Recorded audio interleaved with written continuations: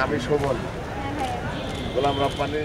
নির্বাচনের আগে শেষ কর্মদিবস, তাই ক্লাস করতে আসা শিক্ষার্থীদের মাঝেই প্রচারণা চালিয়েছেন প্রার্থীরা। ছাত্রলীগের প্রার্থীরা কখনো দল বেঁধে, কখনো ব্যক্তিগতভাবে ভোট চেয়েছেন। ছাত্রদল নির্বাচনী প্রচারণার পাশাপাশি ক্যাম্পাসে মিছিল করে নিজেদের জানান দিয়েছে। অন্য সংগঠনগুলোও প্রচারণায় পার করে ব্যস্ত সময়।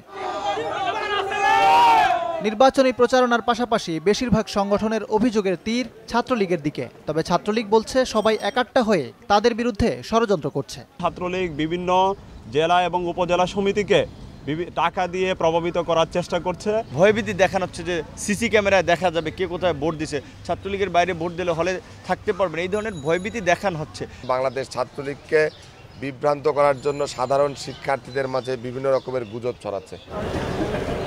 ছাত্রলীগ ছাড়া অন্য সংগঠনগুলো মনে করে নির্বাচনের সময় সকাল ৮টা থেকে দুপুর 2টা পর্যন্ত যথেষ্ট নয়। এই কারণে সময় বাড়ানোর দাবি জানিয়েছে তারা। এখনও আমরা আহ্বান করছি বিশ্ববিদ্যালয় প্রশাসনকে, তারা যেন ভোটের টাইমটি বাড়ান, ন্যূনতম 4 থেকে 5টা করুক। ঢাকা বিশ্ববিদ্যালয়ের শিক্ষকেরা জাতির বিবেক, সেই জায়গা থেকে তারা যে সিদ্ধান্ত গ্রহণ করবে সেটা সাধারণ শিক্ষার্থীদের কথা মাথায় রেখেই তারা এই সকল সিদ্ধান্ত গ্রহণ করবে বলে আমি বিশ্বাস করি। নির্বাচনী প্রচারণার পাশাপাশি বিভিন্ন হলে প্যানেল পরিচিতিও তুলে ধরছে সংগঠনগুলো। ইকরাম হোসাইন, সময় সংবাদ, ঢাকা।